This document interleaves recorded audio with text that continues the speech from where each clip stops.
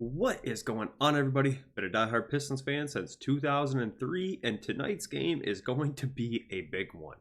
The Detroit Pistons have, of course, forced a Game 6 back in Detroit with an opportunity to win tonight to force a Game 7 back in New York. In these videos, we typically do three things that I'm looking to observe and then what I think the ticket to winning to the game will be. But today's going to be a little bit different. What we're going to do is we're going to go through three things that I think are going to be tickets to winning in themselves. I think if these three things go our way, the Pistons will undoubtedly win, but I think a lot of these are going to be the most important things I'm looking out for as well.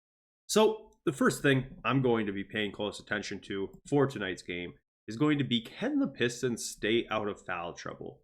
Foul trouble has plagued the Pistons a lot throughout this series so far. Whether it's Ausar picking up 2 fouls early, Jalen Duren being in foul trouble down the stretch, and of course not having Isaiah Stewart to come in and replace him, or even Cade being in foul trouble, which has led to us making him stay on the floor, but then he can't play defense aggressively whatsoever. Foul trouble has been a huge issue for the Pistons in this series. We can blame it on the officials. I've been blaming a lot on the officials as this series has gone by. But at the end of the day, we know this is going to be called pretty tight. That's how the first 5 games have been called. So it's safe to assume that's how Game 6 will be called as well. Anyone who's taking on the Jalen Brunson matchup is going to have to be incredibly safe and conservative with reaching in, with trying to contest his shots, everything in between, because we need these guys to stay on the floor. Ausar Thompson, Jalen Duren, Cade Cunningham have been some of the most game-changing and important players for the Pistons in this series so far. So we just need them to stay out of foul trouble. Not only do we need them to stay out of foul trouble for their own sake so they can continue to play and we don't have to worry about them fouling out, but the more we foul, the more opportunity it is for the Knicks to either get to the free throw line, get to the bonus, which leads to more free throws, or just get breaks and be able to catch a breather and no longer have to face the Pistons defense, which is typically pretty suffocating. So overall, the fouling is going to be a huge key for the success of tonight, and hopefully our players can all stay out of foul trouble, because I think that would go a long way. So the second ticket to winning the game tonight I have is going to be, can Tim Hardaway Jr. or Malik Beasley heat up? Malik Beasley, especially, and Tim Hardaway Jr. have both been knockdown shooters for the Pistons throughout the regular season. Malik Beasley, of course, had over 300 threes in the regular season, an incredible regular season, and Tim Hardaway Jr. even shot the ball quite well, too.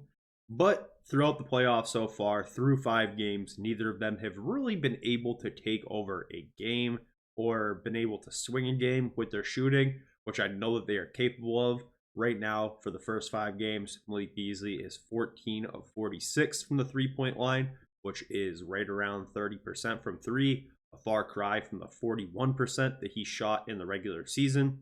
Tim Hardaway Jr., he is 15 of 46 so far in this series, and that is good for 33%, which still is below his regular season average.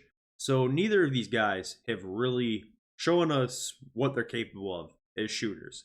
I think that there was times throughout the regular season where the Pistons would be kind of in a bit of a dogfight, and Malik Beasley would check into the game maybe in the end of the first quarter or around the middle of the third and rattle off 3 3-pointers in a row, or 4 3-pointers in the span of 6 minutes. And it would just completely flip a game. Maybe we were already kind of starting a run. Maybe we were on like a 6-2 run.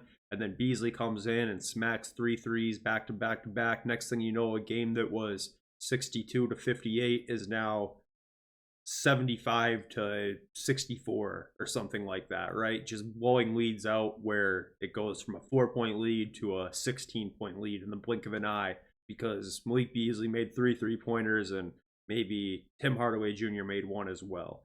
These are all situations that happen a ton throughout the regular season, and we really have not had these situations happen throughout the playoffs so far. There's been a lot of opportunities where we've gone up by 4 points or 6 points against the Knicks, and then the Knicks fight right back into it as Malik Beasley and Tim Hardaway Jr. continue to miss open threes on the other end. So I think that it would be a great time for one of these guys to get hot because we know that they are more than capable of doing so. And I think that it could completely change not only this game, but the entire series. So, last but not least, the last ticket to win, what I think is the main ticket to win, is just going to be, can the Pistons execute down the stretch?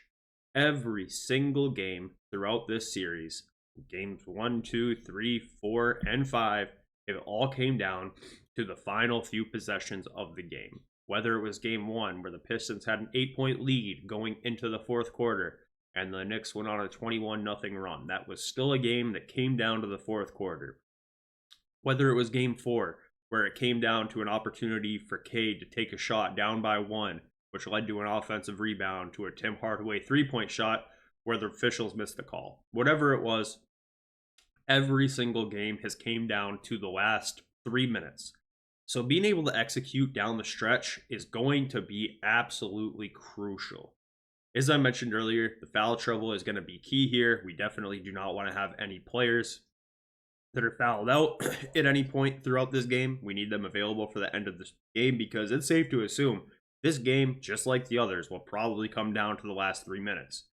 Once we do get down to that point in the game, it's going to be important that Cade is able to find shots for himself and his teammates as well that are good looks. We need Cade to be at his very best because once it gets down to the very ends of these games, that's whose time it is to shine. It is Cade's ball in his hands, and he is going to be making the decisions and potentially the shots as well. So we're going to need him to be at his best. We're just going to need to play a very good game, and once we get down to the very end of it, we need to make the right choices. We need to not turn over the ball. JB needs to have his best lineups out there. In my opinion, that probably includes Ausar Thompson.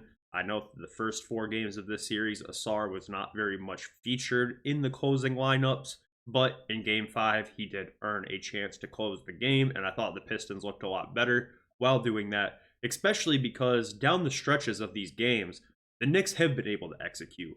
Whether it was, Jalen Brunson being able to find shots for himself and scoring, 16 points in the fourth quarter, or Karl Anthony Towns making some miracle shots, a step back 3-pointer, a shot over the backboard in the final few minutes of a game, or even Bridges hitting a miracle 3-pointer in the corner, whatever it might have been so far, the Knicks have been able to execute down the stretches of these games. So I think that it's important to be able to have Ausar out there so that we can try and go stop for stop with them, because right now, over the first 4 games, we were not able to go stop for stop with them. They were able to get stops on us while we were not able to stop them.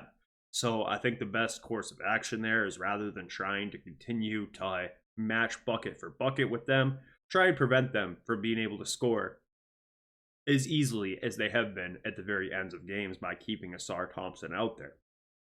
But that's pretty much all top of mind for me right now. It's just the foul trouble, the shooting, executing down the stretch. Of course, we need the officials to cooperate. We need JB to be at his best and have his best lineups out there. We can't turn over the ball.